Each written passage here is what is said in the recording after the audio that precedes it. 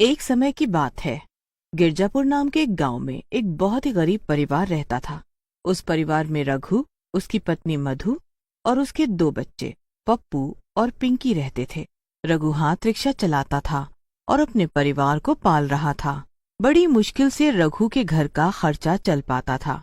उसे अपने दोनों बच्चों की पढ़ाई और घर का राशन दोनों चीजें कर पाना मुश्किल हो रहा होता है। रघु की पत्नी भी बड़ी झगड़ालू औरत होती है। वो रघु के आते ही उससे रोज हिसाब मांगने लगती है। आ गए? आज इतनी देर कैसे हो गई? हाँ, आते वक्त एक सवारी मिल गई थी। इतनी रात को? फिर उसने तो अच्छे पैसे दिए होंगे। अरे बेचारा बहुत गरीब आदमी था। उसको हॉस्पिटल जाना था क्योंकि उसकी बेटी का एक्सीडेंट हो गया था। उसके पास पैसे भी नहीं थे। मतलब तुमने इतनी रात को उसे मुफ्त में अस्पताल में छोड़ा? अब मेरी बात कान खोलकर सुन लो। कल से मुझे रोज कम से कम 500 रुपए चाहिए। ना घर में मत घुसना तुम। मधु रघु को गुस्से में बहुत सुनाती है। वो रघु को खाना भी नहीं देती और रघु बेचारा भूखा ही सो जाता है। ये सब पप्पू और पिंकी देख रहे होते हैं। अपनी माँ के सोने के बाद वो चुपके से बचा हुआ खाना अपने पापा के लिए लेकर जाते हैं। ये लो पापा, खाना खा लो। माँ ने आपको खाना नहीं दिया ना? आपको भूख लगी होगी। अरे बच्चों, तुम क्यों आए? पता है ना तुमको, तुम्हारी माँ को पता लग गया तो वो तुम्हें बहुत मारेगी। मारेगी तो मारने दो, माँ आपको भूखा नहीं सोने देंगे बस। रघु अपने बच्चों की आंखों में अपने लिए प्यार देखकर रोने लगता है। सुबह जब मधु उठती है, बड़े आए बाप के लाडले, सारा खाना खिला दिया ना मेरे पीछे से। अब देखो तुम्हारा क्या करूंगी मैं। और तुम अभी तक पड़े हुए हो, जाओ जाकर रिक्शा चलाओ। रघु बेचारा अपने बच्चों को बचा भी नहीं पाया और चुपचाप रिक्शा लेकर निकल पड़ता है। जून की बहुत तेज गर्मी होती है और बाहर कड़कती धूप निकल रही होती है। आज तो बहुत ही गर्मी है। खैर, काम तो करना ही पड़ेगा। रघु रिक्शा लेकर निकल पड़ता है। बड़ी मुश्किल से उसे एक सवारी मिलती है जो कि उसे बहुत कम पैसे देती है। रघु फिर भी अपने बच्चों का सोचकर उस आदमी को बिठा लेता है। पूरे दिन कड़कती धूप में रघु की रिक्शा चलाकर बहुत बुरी हालत हो जाती है और उसका गला भी प्यास से सूख रहा होता है। वो रिक्शे को एक कोने में खड़ा करके खुद भी एक पेड़ के नीचे लेट जाता है। लेटते ही रघु की आंख लग जाती है और जब उसकी आंख खुलती है तो रात हो चुकी होती है। रघु हड़बड़ा कर उठता है। हे भगवान, ये तो रात हो गई और मैं सोता ही रह गया। अब क्या होगा? मैं घर क्या लेकर जाऊंगा? मधु मुझे खाना भी नहीं देगी और गुस्से में बच्चों को अलग पीटेगी। रघु जेब से पैसे निकालता है तो उसके पास कुल 60 रुपए होते हैं। वो तो वहीं सर पकड़कर रोने लगता है। रघु रोता रहता है और उसे समझ आ जाता है कि अब उसे घर जाकर बीवी का सामना करना ही पड़ेगा। वो डरते हुए रिक्शा लेकर घर की तरफ निकल पड़ता है और रास्ते में उसे फिर से वही आदमी दिखता है जिसे उसने हॉस्पिटल छोड़ा होता है। रघु उसे देखकर रुक जाता है। अरे भैया, तुम कैसे हो? और तुम्हारी बेटी कैसी है? हाँ, वो ठीक है और मैं भी ठीक हूँ, पर तुम ठीक नहीं लग रहे। क्या हुआ? अरे बस क्या बताओ भैया, मेरी बीवी है ना, बहुत बुरी औरत है। उसने बोला था कि आज 500 रुपया लेकर नहीं आए तो घर में मत घुसना, और आज मेरी आंख लग गई। बस 60 रुपए ही कमाई हो पाई है। अब घर जा रहा हूँ, देखता हूँ क्या होता है। अरे, ये तो बहुत ही गलत बात है। खैर, मैं तुम्हें कल पैसे देना भूल गया था। अगर तुम कल मुझे अस्पताल न पहुंचा पाते तो मेरी बेटी न बच पाती। ले लो मुझसे, ले लो 500 रुपए और आराम से खुशी खुशी घर जाओ। अरे, 500 रुपए?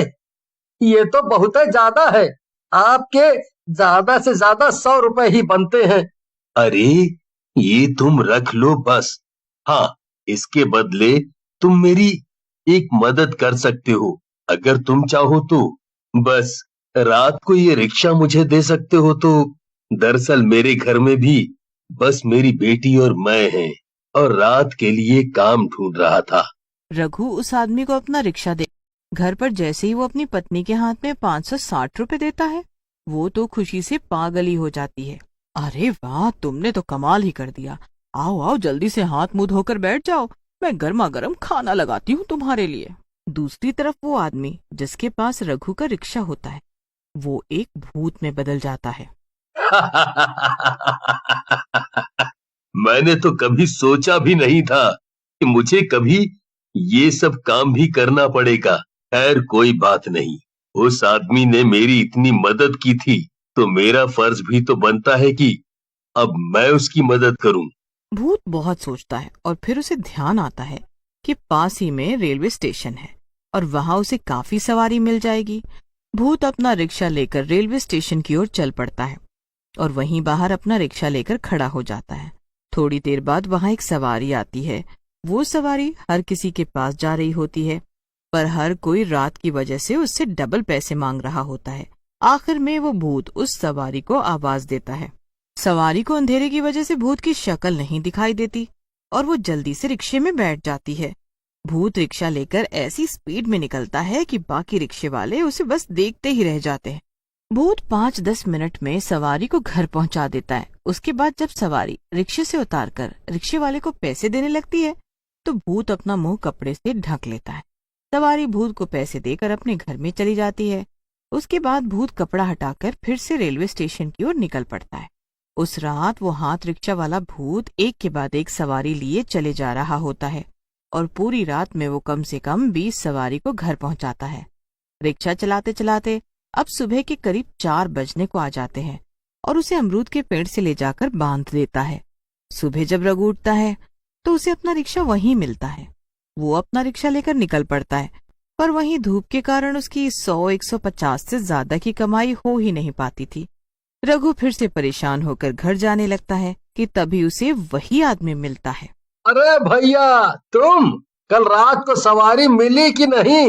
अरे बहुत ही अच्छी कमाई हो गई, और ये पकड़ो पूरे 500 रुपए। अरे भैया, अब ये किस चीज के 500 रुपए दे रहे हो तुम मुझे?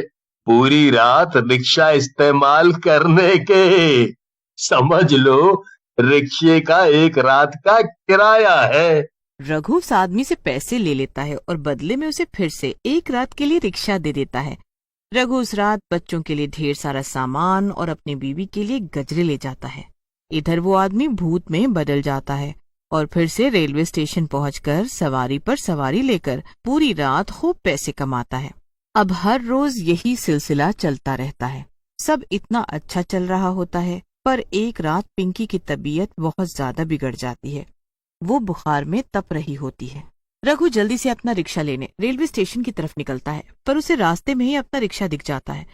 वो जल्दी से रिक्शे के सामने जाकर खड़ा हो जाता है, पर जैसे ही उसकी नजर भूत पर पड़ती है उसके होश ही उड़ जाते हैं।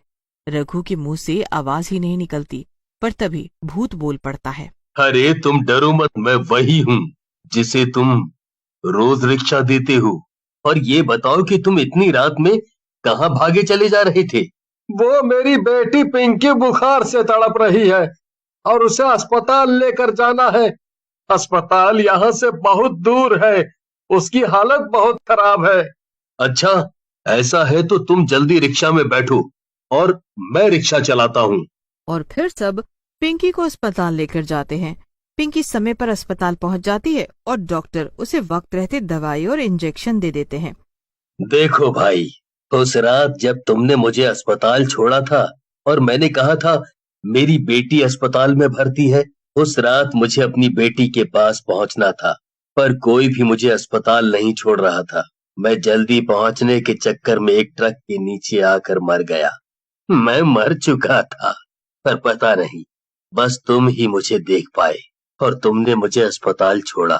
बस अगले दिन जब मुझे तुम्हारी तकलीफ का पता लगा तो मुझसे रहा नहीं गया। मैं खुद बहुत गरीबी में रहा हूँ, पर गरीबी के कारण मेरी बेटी का इलाज नहीं हो पाया। मैंने बस तुम्हारी मदद की।